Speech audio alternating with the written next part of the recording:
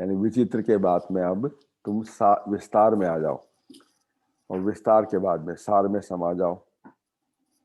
तो अब विस्तार में कौन सा है? वह कहता है कि ये आपका कल्प वृक्ष है। और कल्प वृक्ष के अंदर हम कौन है? मुट्ठी भर आत्माएं हैं, ब्राह्मण आत्माएं, जो होनहार देवी देवताएं हैं। तो अब अपने आप को ये देखो कि विस्तार अच्छा लगता है या सार अच्छा लगता है। तो बाबा इसमें क्लैरिफाई करेगा कि विस्तार के अंदर सुंदरता बहुत है। ये वृक्ष का श्रृंगार है विस्तार। भिन्न भिन्न प्रकार की आत्माएं हैं ना, सभी धर्म की आत्माएं उसके अंदर है। और उनका फाउंडेशन कौन है? ब्राह्मण आत्माएं हैं। और ब्राह्मण आत्माएं जो फिर जाकर के देवी देवता बनती हैं, और देवी देवता बनकर के तो सत्युग और त्रेता में रहती हैं। उसके बाद में फिर हमसे वो 3 ट्यूब निकलती हैं। तो ऐसे वृक्ष जो है ये फिर डाल डालियां और पत्तों में आ जाता है। और बाबा कहता है कि सार जो है वो आपका सार हमारा बच्चा है, वो फल स्वरूप है वृक्ष का। वृक्ष का फल है, बीज भी कह सकते हो जिसको हम। तो आज इसी को कैसे हम सार स्वरूप हैं और कैसे हम विस्तार के अंदर हैं, बाबा इसको क्लैरिफाई करेगा। तो बड़े ध्यान से इसको सुनेंगे। आज की मुरली 1 मई की है, 1/5/84, 84, 1 में 84। और टाइटल है विस्तार में सार की सुंदरता। विस्तार में सार की सुंदरता। तो सर्व को सार स्वरूप में स्थित करने वाले, सर्व को, सर्व आत्माओं को सार स्वरूप में स्थित करने वाले बाप दादा शक्तिशाली आत्माओं के प्रति बोले। तो कल कितनी क्लियरिफाई किया था ना कि 2 प्रकार की आत्माएं, यथाशक्ति और सर्वशक्ति संपन्न। तो आज भी वो इसी पे कर रहा है कि शक्तिशाली आत्मा, यथाशक्ति वालों को नहीं। तो बाप दादा विस्तार को भी देख रहे हैं और विस्तार में सार स्वरूप बच्चों को भी देख रहे हैं। क्यों देख रहे हैं दोनों को? कह रहे आफ्टर ऑल है तो मेरे बच्चे ही ना। किसी ने बाप को जाना पहचाना और मान करके चल रहे हैं, और जिसने बाप को नहीं जाना है तो वो भी मेरे बच्चे ना। तो मुझे हर एक को जो आकर के आथत देनी पड़ती है। लेकिन वो भक्त रूप में लेंगे, आप जो है ज्ञान स्वरूप में हप करोगे। तो बाबा कह रहा है विस्तार इस ईश्वरीय वृक्ष का श्रृंगार है, और सार स्वरूप बच्चे इस वृक्ष के फल स्वरूप है। इस वृक्ष के फल स्वरूप है।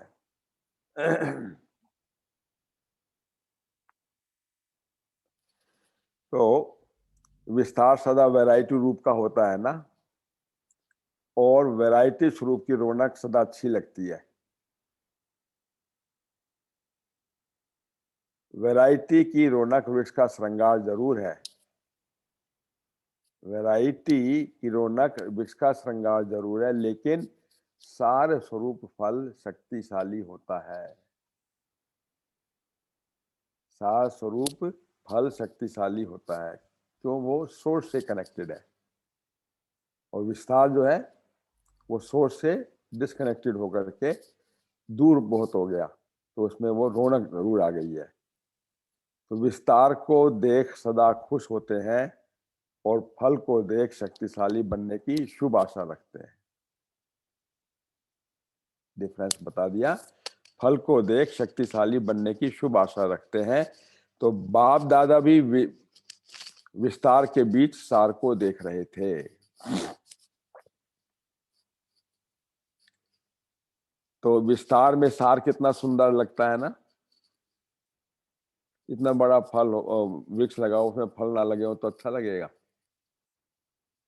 कहने को आम का पेड़ है लेकिन फल ही नहीं है उसके अंदर।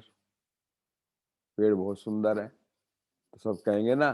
तो विस्तार में सार कितना सुंदर लगता है ना, ये तो आप सब अनुभवी होना। और सार की परसेंटेज और विस्तार की परसेंटेज दोनों में कितना अंतर हो जाता है, ये भी जानते हो ना। विस्तार की विशेषता अपनी है और विस्तार भी आवश्यक है। बिना विस्तार के सार कैसे होगा, फल कैसे आएगा? तो बाबा कहता है दोनों आवश्यक है, लेकिन मूल्य जो है सार स्वरूप का होता है। वृक्ष का मूल्य नहीं है, फल का मूल्य। इसलिए बाप दादा दोनों को देख हर्षित होते हैं। क्या? विस्तार रूपी पत्तों से भी प्यार होता है और फूलों से भी प्यार, तो उसके फलों से भी प्यार होता है। ज्ञान है ना, भगवान कितना सुंदर होता है, अपना रूप बता रहा है कि मैं जो है वृक्ष के भी प्यार करता हूँ, उसके पत्तों से भी प्यार है, उसके फूलों से भी प्यार है और उसके फलों से भी प्यार है। ऐसा भगवान है। दुनिया में भी ऐसा होता है ना। इसलिए बाप दादा को बच्चों के समान सेवाधारी बन मिलने के लिए आना पड़ता है, चाहे वो फूल पत्ते हैं और चाहे फल है, मिलने आना पड़ता है। क्योंकि जब तक समान नहीं बने ना, तो साकार मिलन तो बना नहीं सकते हो। और चाहे विस्तार वाली आत्माएं हैं, चाहे सार स्वरूप वाली आत्माएं हैं, दोनों ही बाप के बने, अर्थात बच्चे बने। तो इसलिए बाप को सर्व नंबरवार बच्चों के मिलन भावना का फल देना ही पड़ता है। बाप तो आता है और वो अपने भाग्य के अनुसार अपने पुरुषार्थ के अनुसार, कोई जान लेते हैं और मान लेते हैं और चल पड़ते हैं, कोई सिर्फ जाना और माना नहीं और चल नहीं पाए। तो नंबरवार पुरुषार्थ अनुसार, लेकिन मिलने के लिए मैं सबको लिए आता हूँ। जब भक्तों को भी भक्ति का फल अल्पकाल का प्राप्त होता ही है ना, तो बच्चों का अधिकार बच्चों को अवश्य प्राप्त होता है। जैसा उसने किया वैसा उसको फल। तो भक्तों को अल्पकाल का फल, और जो ज्ञानित बच्चे हैं जो मेरे एडोप्टेड ब्राह्मण बच्चे हैं, उनको जो है सदाकाल का फल मिल जाता है। तो बाबा कहते हैं मैं आज मुरली चलाने नहीं आया हूं, बल्कि मैं आप बच्चों से मिलन मनाने के लिए आया हूं। दूर दूर से आप बच्चे आए हो ना, तो मैं वो वायदा निभाने के लिए आया हूं। वायदा निभाने के लिए आया हूं। तो कोई सिर्फ प्रेम से मिलते और कोई ज्ञान से मिलते, कोई प्रेम से मिलते, कोई ज्ञान से मिलते और कोई समान स्वरूप से मिलते। कोई सिर्फ स्नेह संबंध है उसका, और कोई उसका जो ज्ञान है उसको हप करते हैं, और कोई बाप समान मिल करके मिलते हैं। तो 3 प्रकार के बच्चे बता दिए, स्नेह स्वरूप और ज्ञान संबंधी यानी दिमाग वाले हो गए, और दूसरा समान स्वरूप से मिलते। लेकिन बाप को तो सबसे मिलना ही है। इसलिए आज सब तरफ से आए हुए बच्चों की विशेषता देख रहे थे। तो अभी ये बताओ कि हमारे इस क्लास के अंदर कितने हम जो है दिल्ली के हैं? यहाँ पर दिल्ली वाले हाथ उठाओ, दिल्ली और आसपास के। देखो कितनी सुंदर आज बाबा दिल्ली वालों को उनका हौसला अफजाई करेगा।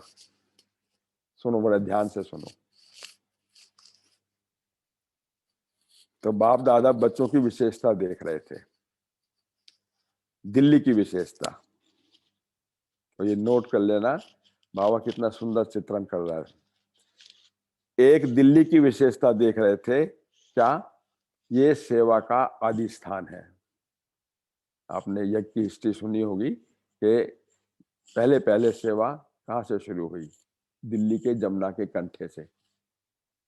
दादियां आई, 2 बहनें यहाँ पर, छोटी छोटी बहनें थी उस टाइम पर, और माउंट आबू से सीधा बाबा ने कहा तुम जाओ, और जाकर के सेवा के लिए जाओ।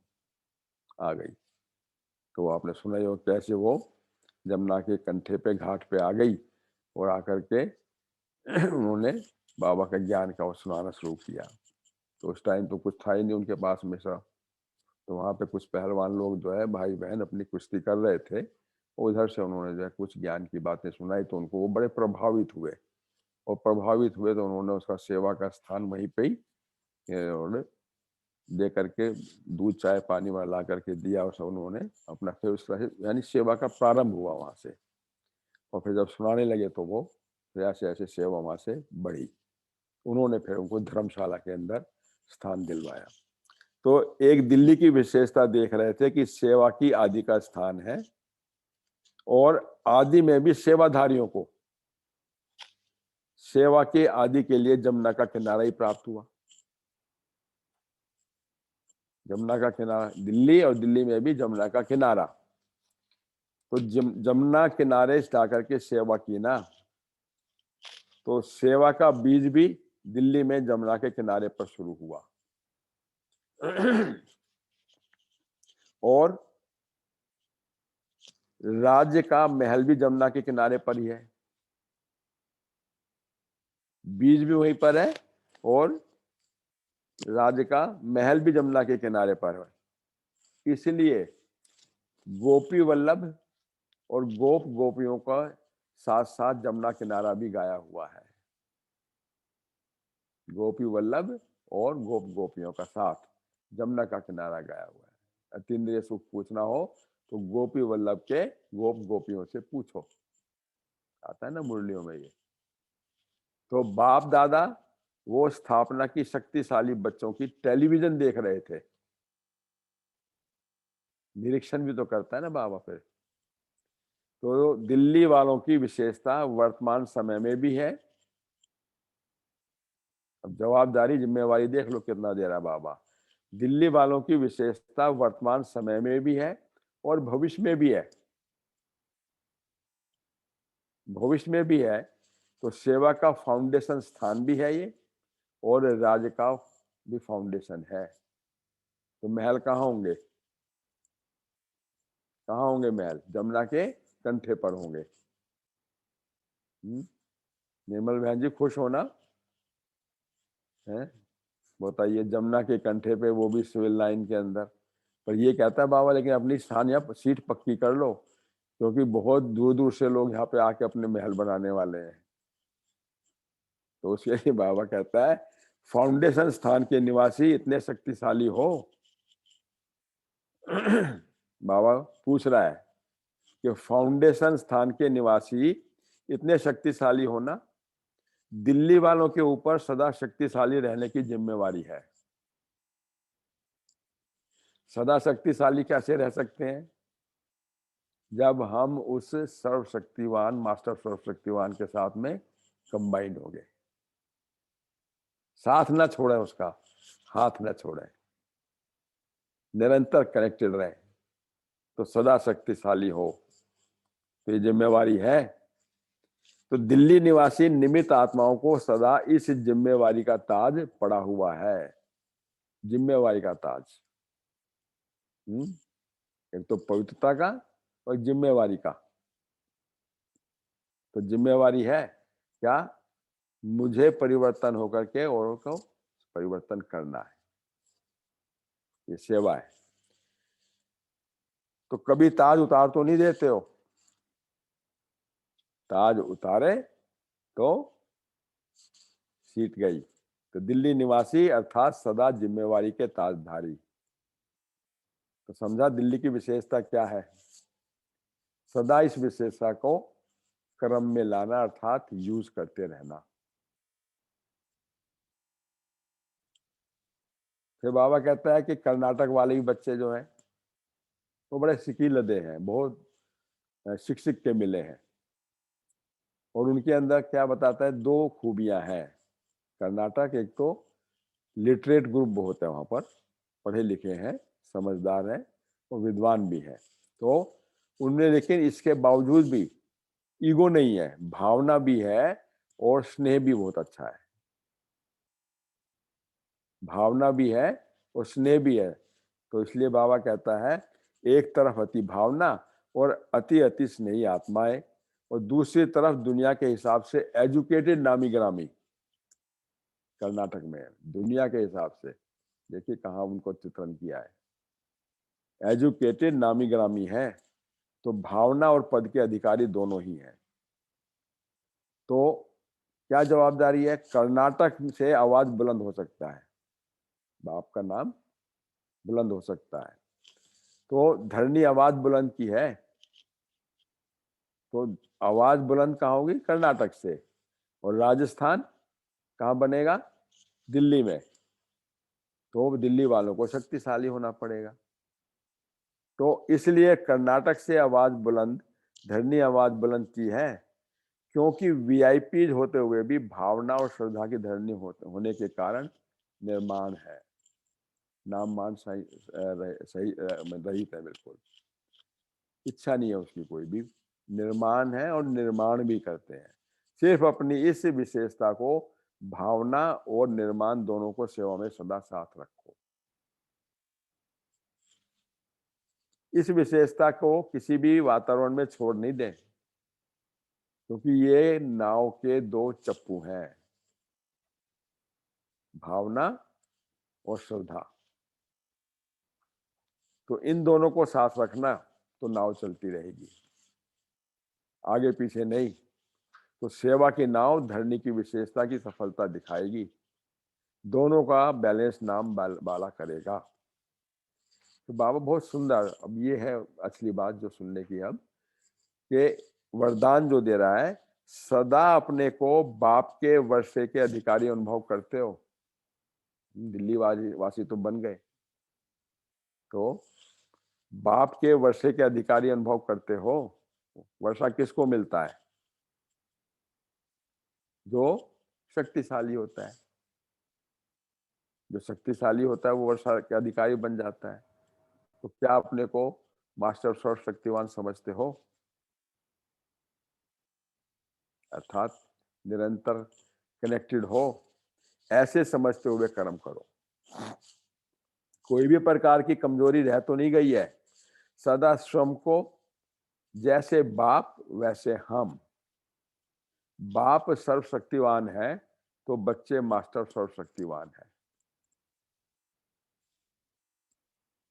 डेली बाबा हम बच्चों को ये रिमाइंड करवाता है कि तुम कौन हो। सर्वशक्तिवान के बच्चे मास्टर सर्वशक्तिवान हो। Use me, use me, use me. इस स्मृति से सदाई सहज आगे बढ़ते रहोगे। आगे बढ़ना मतलब विजय को प्राप्त करना। एक मंजिल से दूसरे मंजिल, दूसरी से तीसरी मंजिल चल गए तो सदा खुशी रहे ना, क्योंकि अब की खुशी सारे कल्प में नहीं हो सकती। क्यों नहीं हो सकती? क्योंकि खुशियों का भंडार ही हमारे साथ में है। खुशियों का खजाने के हम कौन बन गए? मालिक बन गए। चाबी किसके हाथ में है? मेरे हाथ में है। और चाबी किसकी? भंडारे की है। तो मैं मालिक हो गया। तो इतनी, तो कौन सा भंडार है? सब शक्तियों का भंडार है। तो बाबा कहता है अब बाप द्वारा प्राप्ति है। संगम युग के अंदर बाप के द्वारा प्राप्ति है। और फिर तो किससे प्राप्ति होगी? आत्माओं को आत्माओं से प्राप्त होगा। आत्माओं से प्राप्त होगा। आत्माओं का, तो फिर आत्माओं द्वारा आत्माओं को प्राप्ति होगी। तो जो बाप द्वारा प्राप्ति होती है वो आत्माओं से नहीं हो सकती है। वरना दुनिया की हालत क्यों होती? फिर भक्ति के अंदर क्या करते हैं? आत्माओं से प्राप्त करने की कोशिश करते हैं ना। किसको करते हैं? कल भी था ना मुरली के अंदर, कितना सुंदर। तो भक्त आत्मा और ज्ञानित्व आत्मा। भक्त आत्मा किसकी भक्ति करता है? देवी देवताओं की, पांच तत्वों की। और जो ज्ञानी आत्मा है वो किसकी करता है? वो जो है सर्वशक्तिवान पिता परमात्मा से। तो जिसके संबंध सर्वशक्तिवान से है तो क्या होगा फिर? तो खुशी किससे होगी? सर्वशक्तिवान से। तो बाबा कहता है कि बाप द्वारा सदा काल की अविनाशी प्राप्ति होती है और भक्ति के अंदर अल्पकाल की प्राप्ति होती है। अभी बाप के द्वारा अविनाशी खुशी मिलती है। सदा खुशी में नाचते हो ना संगम के ऊपर। क्या खुशी है? अतीन्द्रिय सुख के झूले में झूलते रहते हो। ये कहते हैं झूले से उतरते ही क्यों हो फिर आप? सदा खुशी के झूले में झूलते रहो ना, सदा नाचते रहो। क्यों? झूले से उतरे नीचे आए तो मैले हुए। समझ में आया? अतीन्द्रिय सुख का झूला मतलब हम इंद्रियों से पड़े, मैं राजा हूं, मालिक हूं, और बाप का दिल तक नसीन आत्मा हूं। तो दिल तक नसीन हूं तो फिर नीचे उतरते क्यों हो? जैसे नीचे उतरोगे, देवभान के अंदर आओगे तो मिट्टी में आए तो मैले हो गए। और देवभान क्या है? वो माया है, पकड़ लेगी हमारे को। तो बाबा कहता है क्योंकि नीचे तो मिट्टी है ना, सदा झूले में तो सदा स्वच्छ, झूले में तो स्वच्छ, और बिना स्वच्छ बने बाप से मिलन नहीं मना सकते। लिंक देखो क्या जबरदस्त है। झूले में हो तो स्वच्छ, और वो झूला कहाँ मिलता है? संगम पर। उससे उतर गए तो फिर बाप से मिलन नहीं मना सकते। जैसे बाप स्वच्छ है ना, उससे मिलने की विधि में भी स्वच्छ बनना पड़े। क्या स्वच्छ है बाप? बाप जो है बिंदी है, तो मुझे क्या उससे मिलन बनाने के लिए बिंदी बनना पड़ेगा। वो जो है 7 बातों का सिंधु है, और 8 शक्तियों का सिंधु है। तो फिर क्या करना होगा? मुझे भी ऐसा बनना पड़ेगा ना, तो मैं मिलन बना सकता हूँ। तो ऐसा स्वच्छ बनो। तो सदा झूले में रहने वाले सदा स्वच्छ। जब झूला मिलता है तो नीचे क्यों आते हो? धरनी में क्यों आते हो? झूले में ही खाओ ना, झूले में ही पियो ना, झूले के संग में चलो ना। तो क्या गायन है फिर? तुम ही संग खाऊं, तुम ही संग सोऊं, तुम ही संग पीऊं। कितना सुंदर रीति से चित्रण कर रहा है बाबा। नीचे आने के दिन तो समाप्त हो गए, नीचे आने के दिन तो समाप्त हो गए। अभी झूलने के दिन है। तो सदा बाप के साथ सुख के झूले में। अब कितने प्रकार के झूले हैं? सदा बाप के साथ सुख के झूले में, खुशी प्रेम और ज्ञान आनंद के झूले में झूलने वाली श्रेष्ठ आत्माएं मैं हूं, ये याद रखो सदा। जितना अतीन्द्रिय सुख का झूला, सुख शांति प्रेम पवित्रता का आनंद का झूला, झूलते रहो इसमें। जब भी कोई बात आए ना, तो ये वरदान याद रखना। और वरदान क्या होता है? वरदान तो है, वरदानी मैं मूर्त आत्मा भी हूँ। और वरदान कहाँ मिलते हैं? भंडारे में है। भंडारे की चाबी मेरे पास में है, तो निरंतर मैं उसको यूज करूँ ना। ऐसा ना हो चाबी में घर भूला हूँ तो वरदान यूज करूँ, वरदान निकलेगा ही नहीं वो तो फिर। तो चाबी भगवान मेरे साथ में कंबाइन रूप में रहूं, इस बात को हम हमेशा अंडरलाइन कर लें, गांठ मार लें।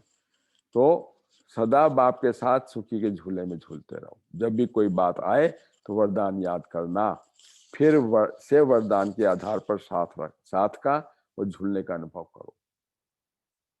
करेंगे। ये वरदान सदा सेफ्टी का साधन है। ये वरदान सदा सेफ्टी का साधन है। तो वरदान याद रखना अर्थात वरदाता याद रहना, वरदाता को साथ रखना। तो कंबाइन रूप आ गए यहाँ पर भी। तो वरदान में कोई मेहनत नहीं होगी, फिर सर्व प्राप्तियां सहज हो जाएंगी। तो मैं कौन हूं? मैं मास्टर सर्वशक्तिमान सदा। दूसरा वरदान, सभी अपने को श्रेष्ठ भाग्यवान आत्मा अनुभव करते हो? जल्दी जल्दी उठाओ, बताओ। देखो, सभी अपने को श्रेष्ठ भाग्यवान आत्मा अनुभव करते हो।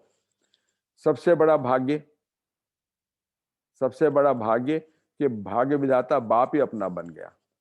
इससे बड़ा भाग्य क्या होगा? अब ये भाग्य कहाँ प्राप्त होता है? संगम पर। तो अभी अगर वो मेरा नहीं बना तो सतयुग में तो मिलना ही नहीं है वो। तो अभी की बात है, इसलिए कहते हैं ना, अभी नहीं तो कभी नहीं। तो बाबा कहता है सबसे बड़ा भाग्य भाग्य विधाता बाप अपना बन गया ना, सदा इस श्रेष्ठ भाग्य की खुशी और खुशी में और नशे में रहो। सदा इस श्रेष्ठ भाग्य की खुशी और नशे में रहो। ये रूहानी नशा है जो सदा रह सकता है। ये एक रूहानी नशा है कि भाग्य विधाता बाप मेरा है, मेरे साथ है। और इस रूहानी नशे में ये सदा रह सकता है। विनाशी नशा तो सदा रहे तो नुकसान भी हो जाए। फिर विनाशी नशा, एडिक्ट जो होते हैं, चाहे वो शराब के हैं, बीड़ी सिगरेट किसके भी हैं, तो वो सदा रहे तो उसे तो नुकसान ही होगा। और ये देखो रूहानी नशा फखोर, ये रहे तो इसमें फायदा ही फायदा है, मुलाई मस्ती जिसे बोलते हैं। तो जो इस रूहानी नशे में होगा ना, उसकी क्या वो होगी पहचान, वो स्वतः ही पुरानी दुनिया की आकर्षण से उपराम होगा, भूला हुआ होगा। उससे रहा इसी दुनिया में, रहा पुरानी दुनिया में है। सपना बहन, अच्छा लग रहा है ना? जी अच्छा लग रहा है। हाँ देखो जी। कितनी सुंदर बाबा चित्रण कर रहा है आज। तो जो इस विनाशी नशा तो सदा रहे तो नुकसान हो जाएगा, और जो सदा इस रूहानी नशे में रहता है तो स्वतः ही वो इस पुरानी दुनिया से भूला हुआ या अर्थात उपराम होगा। तो क्या कहते हैं, ब्रह्मा कुमारी पता नहीं इतने खुशी क्यों रहते हैं, क्योंकि खुशियों का भंडारी है ना साथ में उनके, भाग्य विधाता बाप साथ में है ना। तो ना तो उसको पुरानी देह और ना पुराने देह के संबंध, वो सभी सब सहज युक्ति से भूले हुए होते हैं। पुरानी देह और पुराने संबंध, क्या बोलेंगे उसकी पहचान क्या है? हमारा क्या टाइटल है संगम युग के ऊपर? जो पुरानी देह और पुरानी देह के संबंध से उपराम हो। बोलो बोलो बोलो जल्दी। मर्जी मर्जीवा मर्जीवा ब्राह्मण, मर्जीवा ब्राह्मण। तो बाबा कहते हैं तो भूलने की मेहनत नहीं करनी पड़ेगी, देह भान भी भूला हुआ होगा तो आत्माभिमानी होंगे फिर। तो सदा देही अभिमानी स्थिति संपूर्ण स्थिति है ना। तो सदा इसी स्मृति में रहो कि हम भाग्यवान आत्माएं हैं, भाग्य विधाता बाप मेरे साथ में है।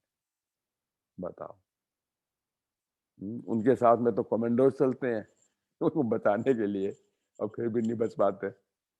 और हमारे साथ में तो कौन है? सर्वशक्तिमान बाप, भाग्य विधाता बाप, वो मेरे साथ में है।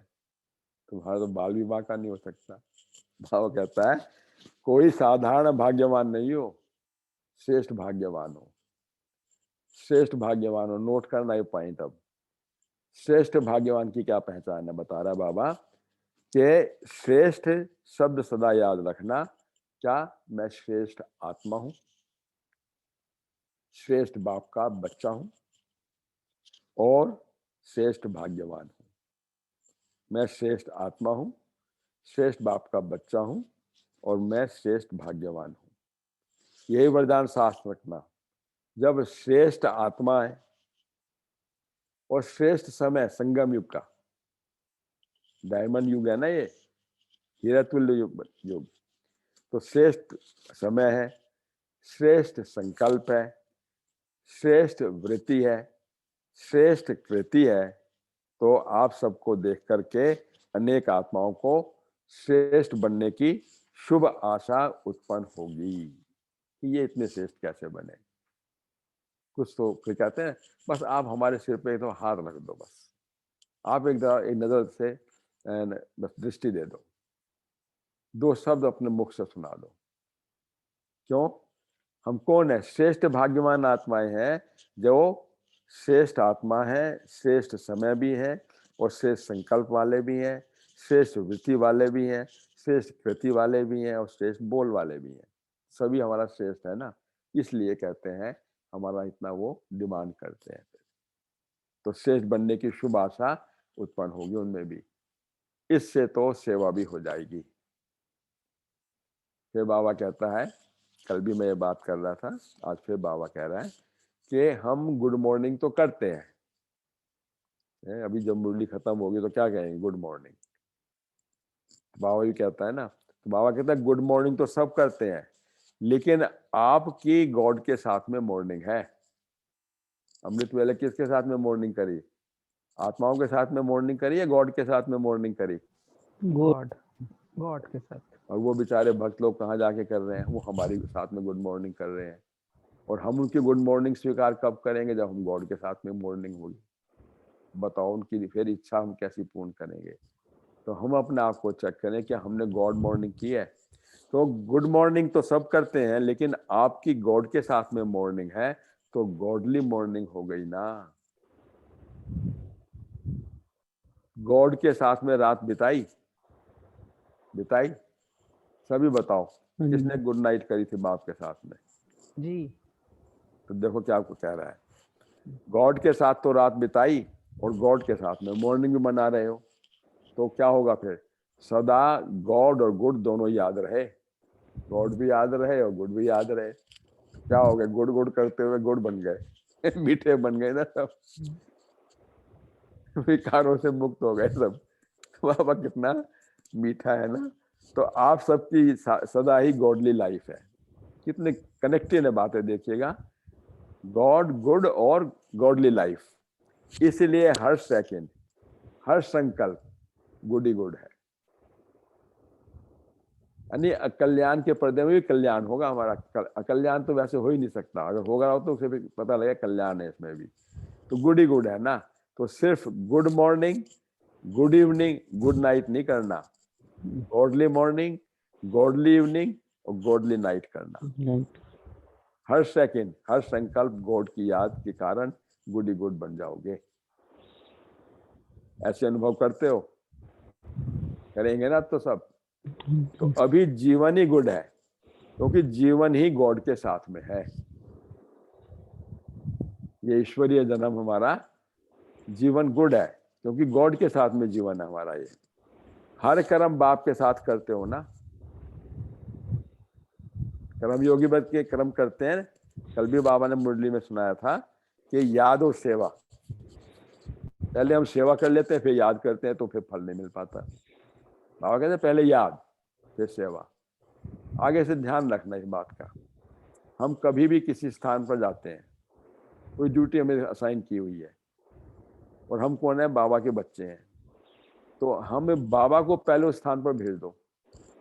तो बाबा तुम चलो वहां जाके बैठो और मेरे साथ भी रहो। फिर तुम, हम कौन है, कंबाइन रूप में भी तो है ना।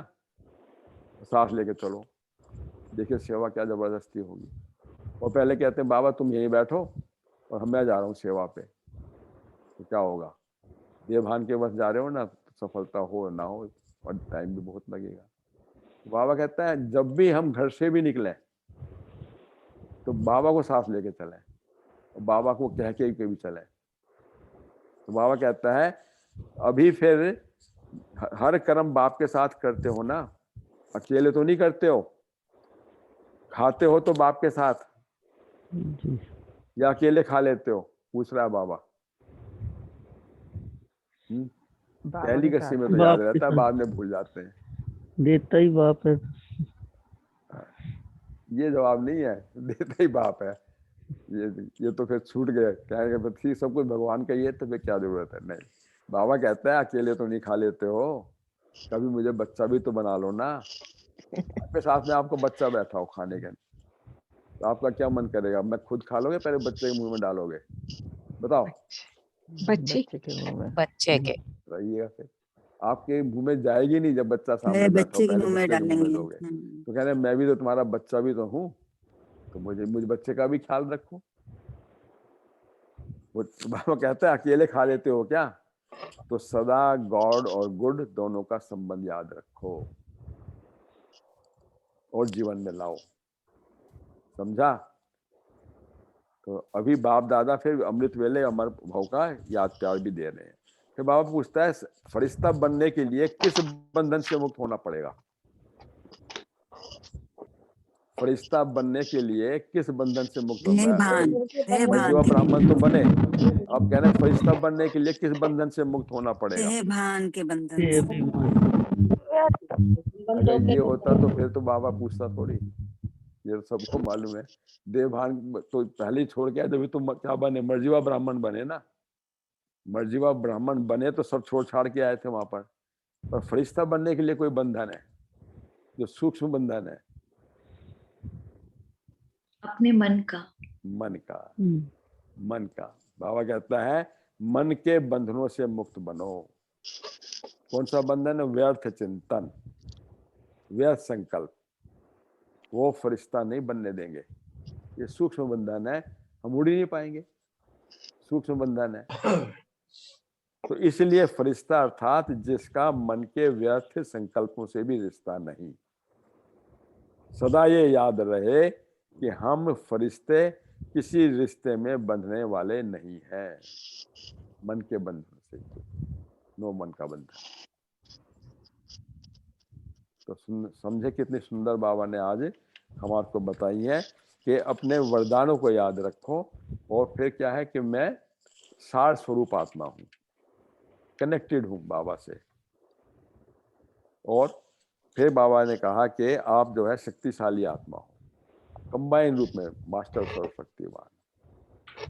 और फिर भाग्य विधाता बाप हमारा साथ में है। तो मैं श्रेष्ठ भाग्यवान आत्मा हूँ। क्यों? तो मेरे क्या होना चाहिए फिर? दृष्टि, वृत्ति, कृति और स्मृति सब जो है श्रेष्ठ है मेरी। तो मैं फिर क्या बन जाता हूँ? औरों के लिए सेवा का माध्यम बन जाता हूँ।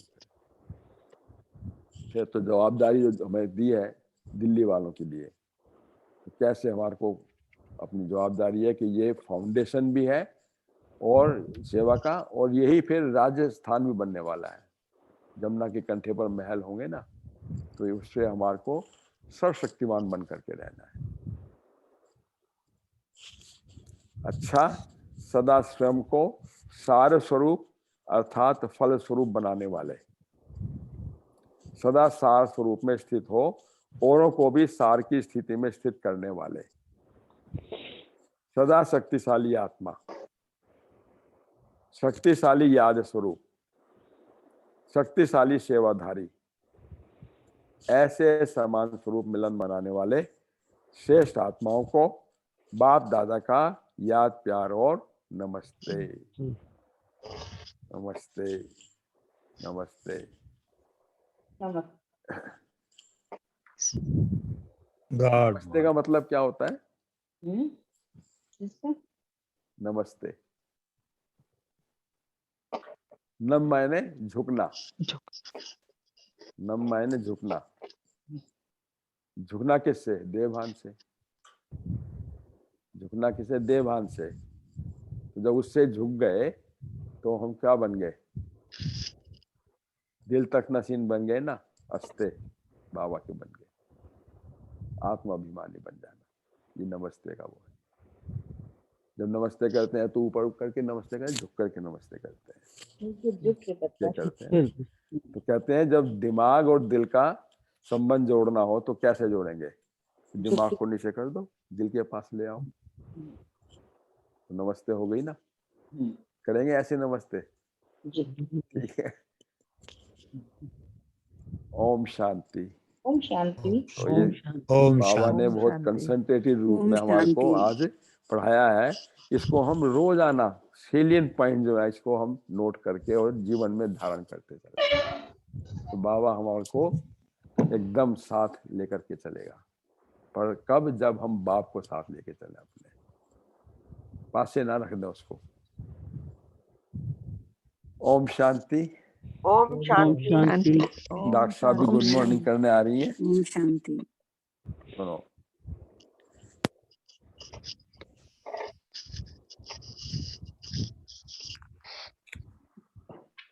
Good morning. नमस्ते दीदी। ओम शांति दीदी। ओम शांति। शांति। Morning, god morning.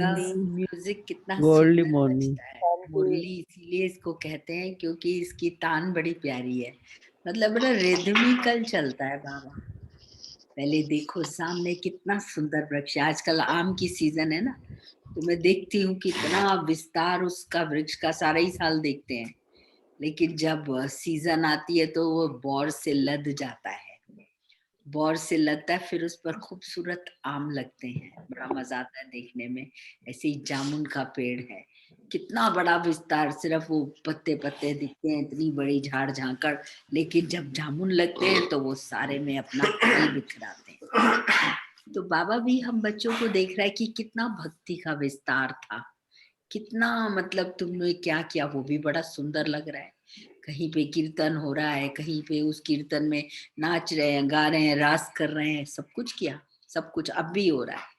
लेकिन उसमें है सार स्वरूप फल, जिनको सब कुछ मालूम है। बाबा ने आकर सारा ज्ञान से उस फल को भरपूर कर दिया, ज्ञानित्व आत्मा बना दिया। तो बाबा फिर ऐसे बच्चों को देखता है कि जो सार है वो शक्तिशाली है, उसके अंदर पूरा का पूरा जो है रस है, इसका निचोड़ उनके पास में है। मतलब हम डायरेक्ट, तो बाबा कहता है मिलता मैं सब बच्चों को, भक्ति में भी मैं मिल रहा था, उनको भक्ति की भावना का फल दे रहा था। और अब बच्चों को डायरेक्ट जो मिलन है वो तुम सार स्वरूप बच्चों से होता है, जिन्होंने जिस्ट को जान लिया, उस बीज को ही पकड़ लिया। क्योंकि आप देखो ना, फल के बाद फल में से फिर बीज निकलता है। जब फल पक जाता है तो फल का फिर उसमें से बीज निकलता है, वो अगेन नया वृक्ष तैयार करता है। तो बाबा जो है, हम सार स्वरूप बच्चों को जिन्होंने डायरेक्ट उसको पहचाना, बीज से डायरेक्ट उनका कनेक्शन हो गया। तो बाबा कहते हैं बच्चे तो बहुत हैं, सभी से मैं मिल रहा हूँ। कोई दिमाग से, यानी जो उन्होंने दिमाग से समझा है, किसी को प्यार है लेकिन प्यार में उनको पता नहीं है फिर भी कि भगवान कौन है, लेकिन पूरे से वो समान नहीं बन पाते। प्यार बहुत है भगवान से, लेकिन शक्ति इतनी नहीं है कि वो समान। बाबा कहते कुछ बच्चे समान बन करके मिलते हैं, और जो समान बनते वो बहुत क्लोज हैं, वो बाप के एक एक इशारे को समझेंगे। आप देखो, जब जो बहुत अक्लमंद और समान होते हैं वो कोर ग्रुप में होते हैं। तो बाबा भी हमको यही बता रहा है कि बच्चे तुम कितने मेरे समान हो, और कितने समीप, तो मिलन बड़ा मस्त होगा। तो जो समान हो जाएंगे वो मास्टर सर्वशक्तिवान हो जाएंगे, सर्व शक्तियों के अधिकारी हो जाएंगे। क्यों हो जाएंगे? क्योंकि बाबा हर समय उनके साथ है, इसलिए वो विजयी भी हर कर्म में होंगे। तो बाबा कहते भूलो नहीं, ये हमेशा अपने साथ रखो कि बाबा मेरे साथ कंबाइंड है। मैं मास्टर सर्वशक्तिवान माना, मैं बाबा को साथ लेकर चल रहा हूँ। तो जैसे बता रहे थे कि कल भी यही बाबा ने कहा कि हर कर्म से पहले बाबा आप, उनकी याद, उनका सहयोग, वो हमें शक्तिशाली बनाता। और फिर भाग्य को कभी मत भूलो। लोग बड़ी आसानी से कह देते क्या करूं, मेरी तो किस्मत ही खराब है। भगवान ने अथा करोड़ों धन दिया है, लेकिन रोना गा अपना चालू कर देते, मेरी तो किस्मत ही खराब है। अरे किस्मत तो इतनी सुंदर है हमारी, श्रेष्ठ भाग्य है, तब तो भगवान के आगे आए, और भगवान के आगे आए तो हमारे सारे भंडार भरपूर हो गए। अतीन्द्रिय सुखों के झूले में झूलने लगे हम, सारी प्राप्तियां हैं। तो अपने श्रेष्ठ समय को, श्रेष्ठ भाग्य को, लेकिन श्रेष्ठ संकल्प पहले उठाएं, और जैसे सोचेंगे वो होता चला जाएगा। हमारी दृष्टि बदलती, वृत्ति बदलती, हमारे कर्म बदलते, और हम दुनिया ही बदल देते हैं सारी। अपने को बदला, सारी दुनिया को ही बदल देते हैं। तो अपने संकल्पों से हम सृष्टि रच रहे हैं, इसीलिए कहते हैं भगवान ने संकल्प से सृष्टि रची। तो संकल्प ही तो दे रहा है वो हम बच्चों को, और उसी संकल्प से हमारा परिवर्तन भी हो रहा है। तो बाबा हमेशा हम बच्चों को कहते हैं कि बंधन बाहर के तो तोड़ लिए, कि हम ब्राह्मण बन गए, दिखाई दे रहा है कि भाई ये लोग ब्राह्मण हैं, लेकिन मन के बंधन जो है ना, वो हमें उड़ने नहीं देते। मन भारी या तन भारी, तन से ज्यादा मन भारी है। तभी बड़ा अच्छा, एक मैं सुनाती हूँ, हमारे यहाँ इंजीनियर्स की कॉन्फ्रेंस हो रही थी, तो वहां पर उन्होंने बताया कि देखो जो डेड बॉडी है वो पानी में मरने के बाद वो लाश ऊपर आ जाती है, तैरती रहती है। लेकिन अगर जिंदा इंसान को तैरना नहीं आता तो वो तो डूब ही जाता है ना। तो मन भारी है या तन भारी है? तो सब लोग हंसने लगे। माना कि जब उसके भारीपन जो है वो हमको उड़ने नहीं देता। हम कितना भी बाबा से सारा दिन करते रहे, लेकिन मन के बोझों से हल्के दे दो बाबा को। यूज बाबा, बाबा कहता है टोकरी, भैया तू टोकरी लेके क्यों चल रहा है, तू तो ताज पहन अपने सिर पर। और वो ताज है कि मुझे बदल कर इस दुनिया को बदलना है। पहले अपना परिवर्तन, इतना शक्तिशाली, अपने पर वर्कअप करना है। कहते हैं ना, act, think globally and act locally. हमें परिवर्तन करना है, तभी तो सारे ग्लोब का परिवर्तन हो जाएगा, सारा कार्य। वो मुश्किल नहीं है, क्योंकि दूसरों को बदलने में आफत है, इसको छड़ी लगाओ, उसको लगाओ, अपना ही माथा खलास हो जाएगा, वो कोई नहीं बदलेगा। हम बदल गए तो सारे चेंज हो जाएंगे। हम चिल्लाएंगे, वो दूसरे 4 चिल्लाएंगे। हम शांति से प्यार से बोलेंगे, आगे से मुस्कुराहट से प्यार से जवाब भी आएगा और काम भी हो जाएगा। तो इसलिए मस्ती का जीवन जियो, डिफिकल्ट लाइफ क्यों हमने करनी है, क्यों मेहनत में चलना है, जब दे रहा है अगला, हाथ दे रहा है, हाथ दे रहा है, साथ दे रहा है, और क्या करेगा। बाबा आ ही गया अपना घर छोड़ के, वहां से परम धाम छोड़ के यहीं आके हमारे पास बैठ गया और कहता अब तो हरदम साथ हो, आ जाओ ऊपर वतन में आ जाओ। और आना क्या है, मन से चले जाओ, हल्के हो जाओ। प्रैक्टिस, बस यही प्रैक्टिस हमको विजयी रत्न, फर्स्ट क्लास फर्स्ट बना देगी। मतलब नहीं भी बात हो, बाबा बाबा, और करते करते ना अभ्यास हो जाएगा। मैं आपको बताती हूँ, पीछे मुरलियां चली, रोज बाबा की भोजन पर चली, भोजन पर याद करो भोजन। आज तो बहुत ही अच्छा बताया कि बच्चा सामने बैठा है तो तुम गसा खाओगे या पहले उसे खिलाओगे। कितने अच्छे टिप्स हैं ये छोटी छोटी। और जब हम कॉन्शियसली करते हैं ना, फिर हमारी आदत बन जाती है। तो इसलिए हम सभी बाबा के बच्चे अधिकारी हैं। जमुना के कंठे पर ये हम अपने संकल्पों से पहुंच जाएं कि हम ऐसी श्रेष्ठ आत्माएं हैं, जो महल हम वहीं बनाएंगे जहां मीठी नदियां हैं। यमुना माना मीठी नदियां। तो ऐसे हम गोपी वल्लभ के गोप गोपियां हैं, जो सवेरे से ही हमारी रास चालू हो जाती है, डांस। दुनिया सो रही होती है और हम तो पता नहीं कितने खजानों के मालिक, हमारा दिन कितना बड़ा हो जाता है। तो गुड मॉर्निंग, गॉडली मॉर्निंग, यानी गुड डे, गुड मॉर्निंग। तो गॉड भी आ गया साथ में, गुड भी हो गया और गोल्डन लाइफ भी हो गई हमारी। गुड ही गुड है लाइफ में। अच्छा ही अच्छा बोलोगे, अच्छा ही अच्छा रचोगे, और आप देखना वही होना चालू हो जाएगा। मत रोना रो, मेरा छूट गई ना, मर जीवा ब्राह्मण बन गए। Forget everything, past is past, full stop. याद भी करना है तो बाबा कहता है उस आदि के पास्ट को याद करो, जब तुम इस धरती पर उतरे थे गोल्डन एज में, अपने उस जीवन को याद करो, है ना। बाबा कहता है, कल भी बाबा ने कहा तुम्हारी पूजा होगी, और वो बेचारे घूमते ही रहेंगे इतने कर्म कांड करके भी। और हम बट से वही गणेश वाली बात है ना, इतनी बुद्धि बाबा ने दे दी, कहाँ कहाँ तू चक्कर लगा रहा है। कार्तिकेय चल पड़ा कि ये कहाँ लगाएगा, इसकी तो चूहे की सवारी है। गणेश तो बड़े स्मार्ट, ये पिताजी के 3 चक्कर लगा लिए भ्रमण। तो बाबा कहता हार्ड वर्क मत करो, स्मार्ट वर्क करो। तो इसलिए वी आर वेरी स्मार्ट है। इसलिए मजे करो, सारा दिन खुशहाल बीतेगा। क्योंकि अगर संगम पर खुशियां नहीं की तो फिर कब करेंगे। इसलिए दिल खोल कर हंसो, दिल खोल कर खुशियों का आह्वान करो, दिल खोल कर सबको बांटो। हम लोग कई बार ऐसे लगता है कि ऐसी बात बोले जो इसको पता चले, इसको थोड़ा दुख हो, तो लेकिन क्या उसको दुख तो पीछे होगा, पहले तो तुम दुखी हो रहे हो, प्लान कर रहे हो कहाँ से कहाँ के गिरे। इसलिए इस ज्ञान को ना मस्ती से लेना चाहिए कि बाबा तूने आज ये बताया, आज ये बताया, और हम क्या कर रहे हैं, तो एकदम लाइन पे आ जाएंगे हम, ट्रैक पर आ जाएगी गाड़ी, डिरेलमेंट होगा ही नहीं। इसलिए इसको भारी नहीं, इसको मौज मस्ती से चलना है। और हंसो, खुश रहो। कितनी सारी मांसपेशियां सब काम करती हैं, बिना किसी एक्सरसाइज के बढ़िया एक्सरसाइज हो जाती है, and we remain healthy forever. All the best, good morning, ओम शांति। शांति। तारा ठीक है गोल्डन दीदी, ओम शांति। ओम